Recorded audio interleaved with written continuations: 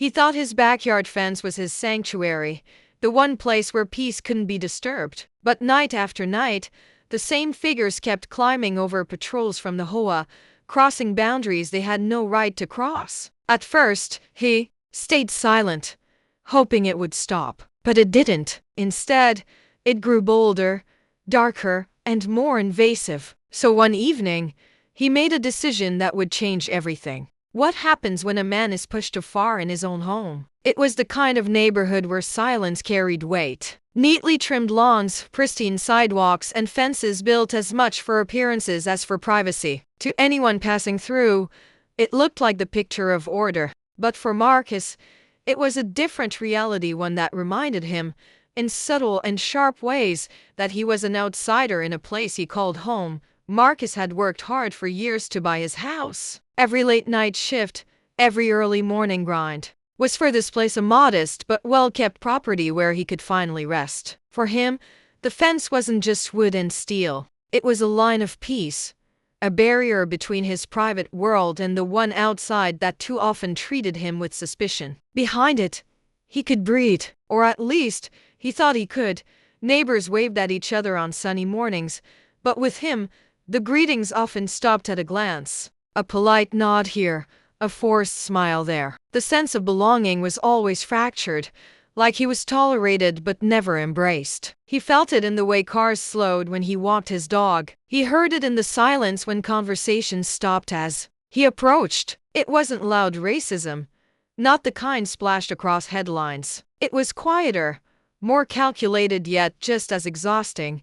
The HOA was the embodiment of that silent tension. To Marcus, their patrols seemed less about keeping the neighborhood safe and more about control. They wrote warnings for grass that was half an inch too tall, notes for a trash bin visible from the curb, and even a complaint about the color of his shed. Each letter was a reminder. They were watching, always watching.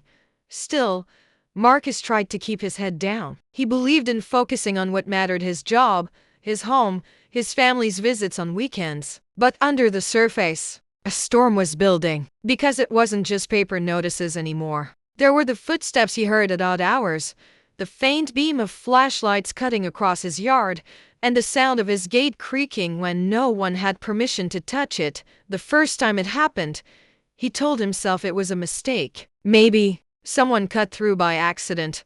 Maybe they thought the property line was unclear. But when it happened again and again, the truth became harder to ignore. These weren't accidents. They were deliberate intrusions: patrols climbing his fence, stepping into the one place they had no right to be. Marcus started sitting on his porch at night, quietly, just watching. His dog at his side, ears perked, eyes fixed on the dark edges of the yard. Every creak of the boards, every rustle of leaves sent a wave of tension through his chest. Was tonight the night they'd try again? Was tonight the night the line between harassment and violation would be crossed? To the outside world, Marcus's life looked normal, ordinary even. But inside, the constant tension wore him down. His home was supposed to be a refuge. Instead, it felt like a battlefield, one where the attacks didn't come with loud threats, but with quiet, invasive acts meant to remind him of his place. And yet, Marcus wasn't powerless. Each intrusion, each step over that fence, lit a fire inside him, a voice that whispered, "Enough is enough." What he didn't know was that the next time the HOA patrol climbed that fence, everything would change. And the decision he made to protect his peace would not only send shockwaves through his neighborhood, it would force everyone to confront what they had been trying so hard to ignore. The first time Marcus saw the beam of a flashlight sweep across his yard, he convinced himself it was nothing. Maybe someone lost a pet, maybe a teenager was cutting through. But then came the second time, and the third. Each night, the shadows grew bolder. The creak of his gate, the muffled sound of boots hitting the grass. It wasn't random. It was targeted. And it was happening over and over again.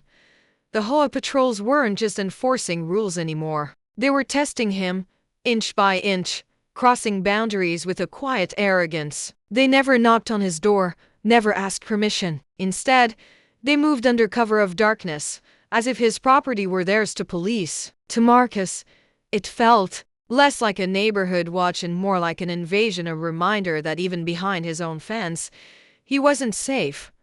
He tried reporting it. He documented the intrusions, filed complaints, even sent emails with timestamps and descriptions. The responses were cold, dismissive, almost mocking. Routine checks. They called it community safety.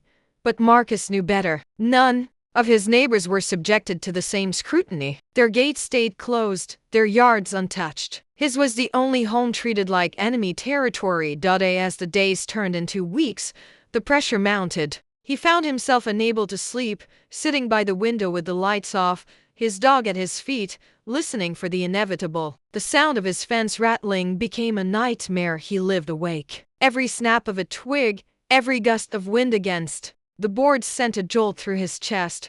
One night, he heard them again, the low thud of boots climbing, the sharp metallic click as the latch gave way. He stepped onto his porch, heart pounding, but by the time he reached the yard, they were gone. All that remained were footprints pressed deep into the soil, proof that his privacy had been trespassed once more. That was the breaking point. Marcus realized this wasn't going to stop on its own. The HOA wasn't protecting anyone, they were hunting him, treating him like a threat simply because of who he was. And each intrusion wasn't just harassment, it was escalation. If they could cross his fence without consequence, what would stop them from walking straight through his front door? He began to plan, quietly, carefully. His fence had always been a symbol of separation, his line in the sand. Now, it would become something more. He spent nights researching, watching tutorials, piecing together a system that would make his gate untouchable. If they wanted to climb it again, they would feel it. Not with words, not with warnings, but with a shock that would remind them. He wasn't powerless, but the decision weighed heavily on him. What if it backfired? What if they twisted the narrative, painted him as the aggressor, the dangerous one? In a world that so often looked for excuses to justify mistreating men like him, Marcus knew the risks were high. Still, what choice did he have? He couldn't let them strip away his safety, his dignity, his right to peace in his own home. So he set the trap. The gate was wired, secured, and waiting. Marcus sat on his porch that evening, a quiet determination burning in his chest. His dog lay beside him, ears twitching at every sound, as if sensing what was about to come. The night air was heavy, the kind of silence that always carried the promise of disruption. And then it happened. The faint scrape of boots, the whisper of fabric brushing against wood, the slow, deliberate rattle of the fence being tested. Marcus held his breath, his eyes locked on the shadow moving at the edge of his yard. Step by step, the figure climbed. Step by step, the line between intrusion and violation was crossed again. But this time, Marcus was ready. What happened next wouldn't just shake his neighborhood. It would ignite a firestorm, one that forced everyone to finally see the truth of what had been happening all along. The crack of the latch snapped through the night like a gunshot. Marcus froze, his body tense, his breath shallow. He had been waiting for this moment, but now that it was here, time seemed to slow. The shadow on the fence moved with practiced ease, as if the trespasser had done this 100 times before. And maybe he had. But this night would not end like the others. The figure dropped into Marcus's yard, boots pressing into the grass with deliberate weight. A flashlight beam cut through the darkness, sweeping across the lawn like a searchlight. In enemy territory, Marcus's dog growled low, muscles coiled, ready to spring. From the porch, Marcus gripped the armrest of his chair so tightly his knuckles turned white. Every nerve in his body screamed to shout, to demand answers, but he stayed silent. Then, it happened. The intruder reached for the gate, testing the metal as if it were his own. A second later, the jolt hit. A crackle, a flash, a sharp cry that tore through the stillness. The man stumbled back, clutching his hand, the flashlight tumbling into the dirt. The sound was brief but powerful, a reminder that this gate, this fence, was not to be violated again. Marcus's chest heaved. He had done it. For the first time, he wasn't just enduring the harassment, he was resisting it. But there was no time to feel relief, because almost instantly, the shouting began. Another figure appeared on the fence, then another. More patrol members, their uniforms blending with the night, their voices sharp and angry. "He's got traps out here," one yelled. "This is illegal," another barked. The words cut through the air like accusations, as though Marcus were the criminal, not the man who had been violated again and again. Within minutes, the yard swarmed. Lights flickered on from neighboring houses, curtains shifted, cameras lifted. The story was already being written in real time, not by Marcus, but by those who had always wanted to see him as the problem. The intruders shouted about danger, about assault, twisting the narrative before his eyes, and then the sirens came. The wail of patrol cars cut through the night, growing louder until red and blue lights painted the street in harsh, pulsing flashes. Marcus's heart sank. He knew this scene too well, had seen it replay in headlines across the country. A black man accused, surrounded, outnumbered. Facts didn't matter when perception carried more weight. And perception was already against him.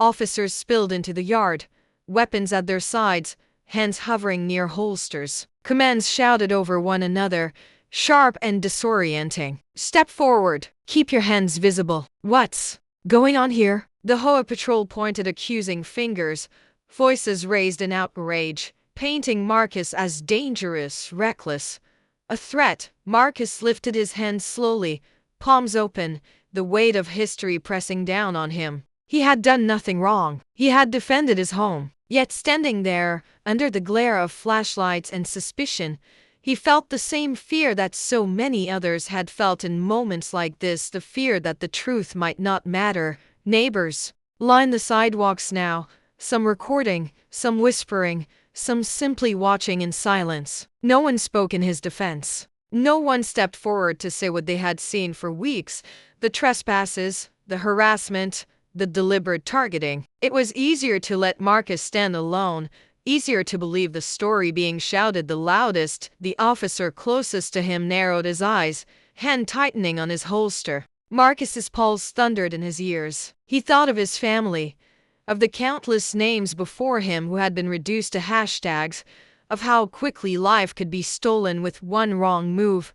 The night hung on a razor's edge. Would this moment define him as a man who stood his ground, or would it be twisted into the very thing his tormentors had wanted all along? As the crowd's murmurs grew louder, and the officer's hand hovered inches from drawing his weapon, Marcus realized this wasn't just about his fence anymore. This was about survival, dignity, and a fight far bigger than his yard. And in that breathless instant, everything balanced on what happened next.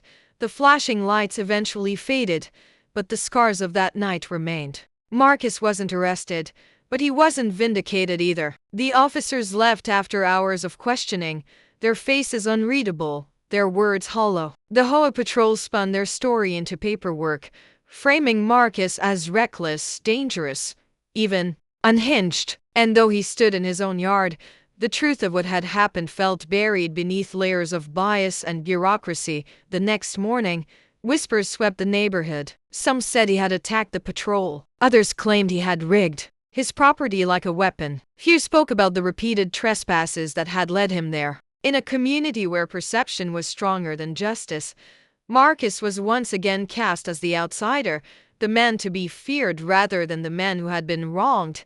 But Marcus didn't regret protecting his home. Because in that moment when the gate sparked, when the narrative threatened to consume him, he felt something he hadn't in a long time: control. For once, he had drawn a line and refused to let it be crossed. And though the price was heavy, the message was clear. In the days that followed, his story began to spread. First through hushed conversations, then through social media posts, and eventually through local news outlets. Neighbors who had once turned away found themselves confronted with footage, testimonies, and undeniable proof of the HOA's harassment. For some, it was a wake-up call. For others, it was confirmation of what they already knew, that racism doesn't always come with slurs shouted in the open. Sometimes it arrives in the form of quiet surveillance, targeted enforcement, and the constant erosion of dignity. Marcus became a symbol, not because he wanted to, but because his story fit into a much larger pattern. His fence was never just a fence, it was a boundary, a plea for peace, a metaphor for every barrier people of color are forced to build just to feel safe in their own homes. And the attempt to tear it down, night after night, reflected the relentless ways racism intrudes where it does not belong, yet even symbols carry a cost. Marcus knew he would never see his neighborhood the same way again. Every wave from a neighbor felt uncertain, every glance carried questions. The safety he once dreamed of when buying his home had been shattered, replaced by vigilance and resolve. Still, he chose not to move, not to run, because leaving would mean surrendering not just his property, but the principle that he had every right to exist without harassment, without fear, without justification. And that's where the impact lies. Marcus's story is not just his own, it belongs to countless others who find themselves policed in spaces they've earned, spaces they've built, spaces they've called home. It is a reminder that racism adapts, taking forms that are quieter, more insidious, but no less destructive. And unless it is confronted, it will continue to creep over fences, through doors, and into lives. The question is not whether Marcus was right to defend himself. The real question is why he was forced into that position at all. Why, in a country that prides itself on freedom and equality, do so many still find their peace trespassed upon? Marcus's story is a warning, but also a call to see, to speak, to act before another life, another home, another fence becomes a battlefield. Because the truth is simple. No one should have to electrify their gate just to be left alone. And so we're left to ask ourselves, if silence allows these stories to repeat, then how many more times will it happen before we finally decide enough is enough?